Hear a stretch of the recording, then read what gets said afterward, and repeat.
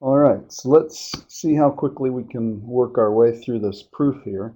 We're going to do a proof for the sum identity for cosine. The difference identity can be found in a similar way, and you can find proofs of that on the internet and on YouTube and things like that, but we'll just do the one for the sum.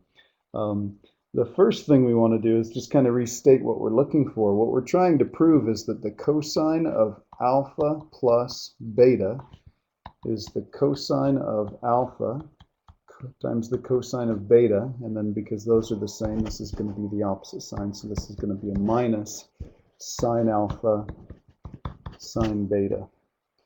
And then in order to complete this proof, we're going to need the distance formula, so let's remind ourselves what that is. Big ugly square root, and then we're going to have x2 minus x1 quantity squared plus y2 minus y1 quantity squared. Okay, so those are the tools that we're going to use, and then we're going to start this proof off by following these steps. So the first thing we're going to do is we're going to look at this diagram, and we're going to figure out why the coordinates of A, B, C, and D are labeled correctly. So let's start with D. That's the easiest. This point right here is on the unit circle. It's on the positive side of the x-axis, so the x-coordinate would be 1 and the y-coordinate would be 0. Let's look at A right here. This little angle right here is alpha. So of course, this point, the x-coordinate would be the cosine of alpha and the y-coordinate would be the sine of alpha. And then let's do this one right here. This is probably the next easiest. This is negative beta. And so this one they've labeled as cosine of beta and then minus the sine of beta. And we don't want to think about why that is. This, if we chose the angle, we'd probably write that as cosine of negative beta, comma, sine of negative beta. And so think for just a second, how did we go from cosine of negative beta to just plain old cosine of beta? Well, that's an odd even identity. And then the same thing here to make that negative sine of beta. And then for point B, this one up here, we've got an angle of alpha and then this angle of beta on top of it together. So how far is it from here to here? What is the angle measurement from here to here? Well, that would be alpha plus beta.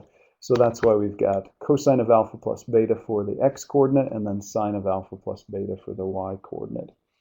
And then we want to do this. We want to compute the distance between points B and D on the unit circle. So here's what we're after. The distance between point B and D. So we're talking about this blue dotted line right here. So that distance, and I'm going to call that D1. So that distance is a big square root, and then it's going to be the difference in the x-coordinates. So that's going to be the cosine of alpha plus beta minus this x-coordinate, so that's going to be minus 1 quantity squared. And then the difference in the y-coordinates, so that's going to be the sine of alpha plus beta minus, okay, this y-coordinate is 0, and then that quantity squared. Okay? And then it says compute the distance between points A and C on the unit circle using the distance formula. So that's this distance right here. So I'm going to call that one D2. So we'll do D2 equals big ugly looking square root. And then I'll do the difference between this x-coordinate and that x-coordinate. So this is going to be the cosine of alpha minus the cosine of beta, quantity squared, plus, and then difference in the y-coordinates. So this is going to be the sine of alpha minus, minus the sine of beta, square that quantity. And then we notice since we've got a minus minus, if we wanted to write it like that, we could, but let's go ahead and simplify this. This is just going to be a plus.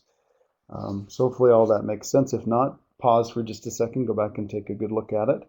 So those are the distances there. And then it says the lengths computed in part 1 and 2, okay, so those blue dotted lines, those are both equal. And the question here is why? Well, if we take a look at that, on each one of these dark black lines that are drawn here, each one of these is a radius of the circle. So those are all equal. Those are all 1. So the radius on the unit circle is always 1. And the central angle. So what we're talking about is this central angle from here to here. That's alpha plus beta, or total of alpha plus beta, and this is also a total of alpha plus beta.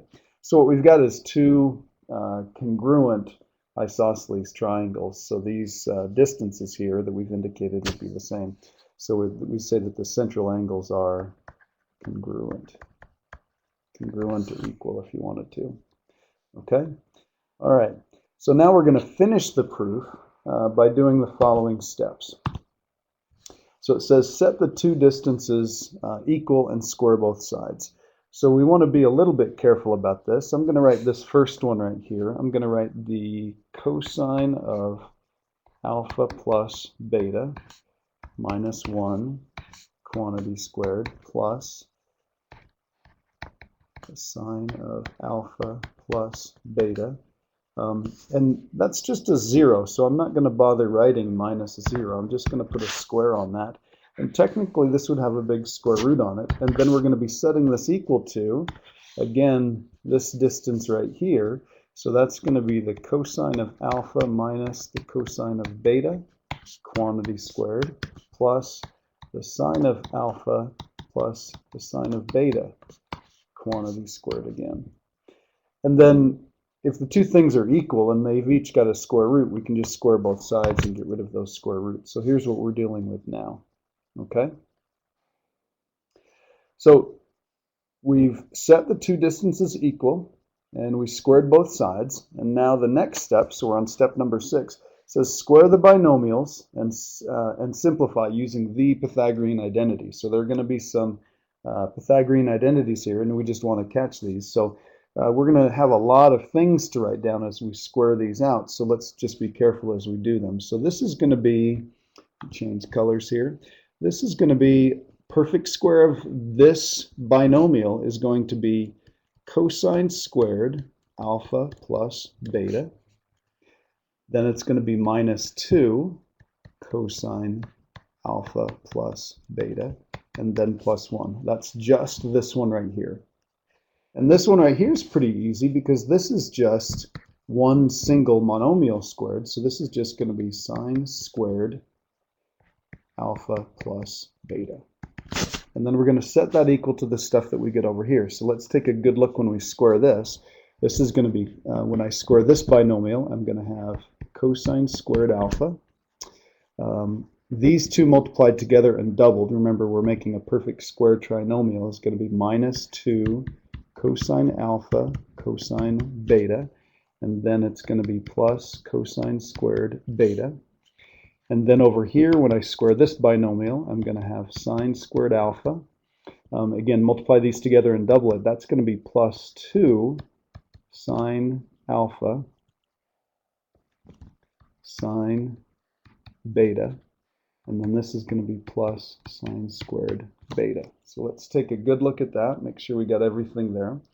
And then we kind of want to take note of a couple of things, and I'm going to color code these. So let's take a look over at this side right here. Okay, so I'll put a big line right here. This is one side of the equation, and this is the other side of the equation. I'll get rid of that in just a second. But let's take a look at what we've got here.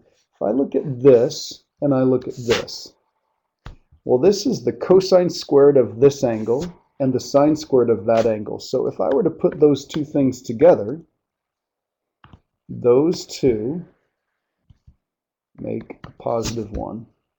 So I can get rid of this, and I've got a positive 1. So here's what I've got. I've got, let's see, I'm going to write the 2 first, minus 2 cosine alpha plus beta. Those make a 1. 1 plus 1 is 2, and then I've got that term right there. Okay? Now let's take a look at this other side over here. And again, I'll do a little bit of color coding here. I've got a cosine squared of alpha. There's a cosine squared of alpha, and there's a sine squared of alpha. So the two of those together, they would make a positive 1. And then let's see if we've got anything else that would be in common. I've got a cosine squared of beta, and look at this. I've got a sine squared of beta. So the two of those would make a positive 1. So I've got those taken care of. So I can get rid of those and make a 1. I can get rid of, oops, get rid of those and make a 1, this and make a 1. So let's see, here's what I've got. I'll put the equal sign here, and I've got a 1 here and a 1 here, so I've got a 2. And then I've got this minus 2 cosine alpha cosine beta. And then I've got a plus 2 sine alpha sine beta. All right, so here's where we are right now. We've got this stuff right here. That's the equation we're dealing with that we've built from that diagram up above. And again, just working with rules of algebra here. I've got a 2 here and a 2 here, so I can get rid of those. And then here's what I've got. I've got negative 2 cosine alpha plus beta equals.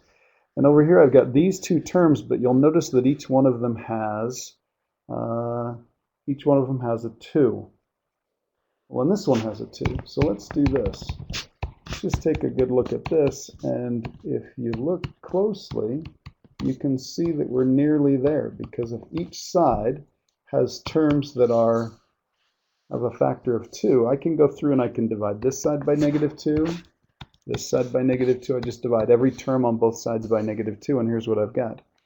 I've got cosine alpha plus beta equals, the negatives would cancel, so this is going to be the cosine of alpha, cosine of beta. Positive divided by a negative would be a negative, and then I've got sine alpha sine beta. And there is the result we were after. So we just went through and we proved this identity, just starting off with this diagram right here, which is relatively easy to understand. It's not something that you'd come up with on your own, but pretty easy to understand the diagram, and then just walking through the steps using the distance formula and those particular points, and then just a bunch of algebra and the Pythagorean identity, and there we go. And again, if you wanted to look up the proof for the difference identity for cosine is done in a similar fashion, and there are lots of different ways of doing these and proving these, but I hope that made sense.